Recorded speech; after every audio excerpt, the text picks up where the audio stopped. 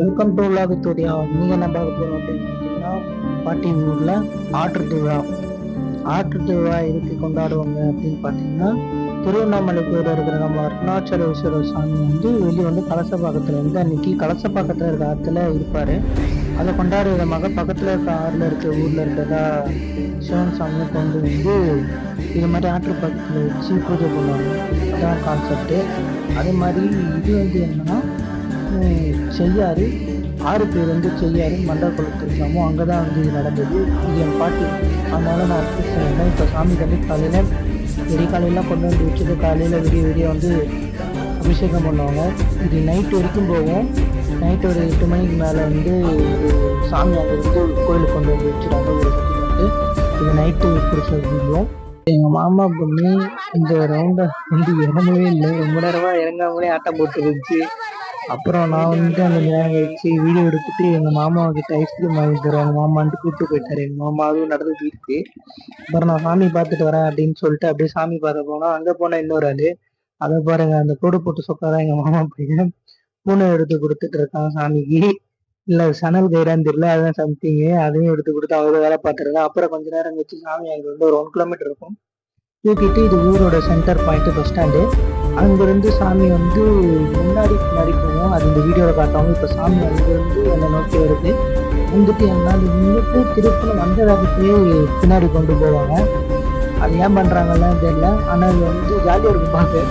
First வேகமாக இப்போ முன்னாடி வந்துருக்கு. இப்போ வந்த வேகத்துக்கு டைமே கேப்பே கொடுக்காம அப்படியே எல்லாரும் திரும்பி இதை பாருங்க திரும்புகிறாங்க. திரும்பிட்டு அப்படியே பின்னாடி போங்கன்னு சொல்லிட்டு பின்னாடி போயிடுவாங்க. பின்னாடி போயிட்டு ஒரு 3 வாட்டி போயிட்டு வருவாங்க. வீட்டுக்கு அதுக்கடுத்து சாமியை இடத்த நிறுத்தி இதை பூ போட்டு சாமியை உற்சாகப்படுத்துவாங்க. உற்சாகப்படுத்திட்டு சாமியை அப்படியே கூப்பிட்டு போய் நிலையில் நிறுத்திட்டு வான வேடிக்கை எல்லாமே நடக்கும். அப்புறம் இங்கே டர்ட்டி டான்ஸ்லாம் அரேஞ்ச் பண்ணியிருந்தாங்க. அதில் வருஷம் மாடு ஆடும். மாடு வேஷம் போட்டு அதை ஆடுறாங்க. இருக்கும் பார்க்க. அது மாதிரி ஆடுவாங்க. ஜெரகாட்டம் ஆடுவாங்க. இதெல்லாம் ஆடிட்டே இருக்கு. சொல்லதான் என்னாச்சு, கரண்ட் ஆஃப் ஆயிடுச்சு. கரண்ட் ஆஃப் பண்ணோடனே உள்ள ஒரு ஒயிட் டீச்சர் போடுவான். பாருங்க வீடியோ.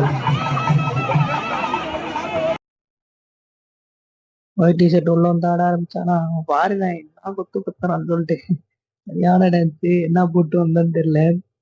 பின்னாடி வரவங்களாம் என்னன்றாங்க, திரும்ப தலைவர் ஒரு மூமெண்ட் கொடுத்துட்டு ஆடுறான்னு உசு பேட்டி விட்டு போனாங்க போல. தலைவர் ஆடு போலீஸ் நீ ஓரமா போய் அடுப்போம், அந்த பக்கம் போப்போம் அப்படின்ட்டாங்க. தலையோட அப்படியே அந்த பக்கம் கூப்பிட்டு போயிட்டாங்க.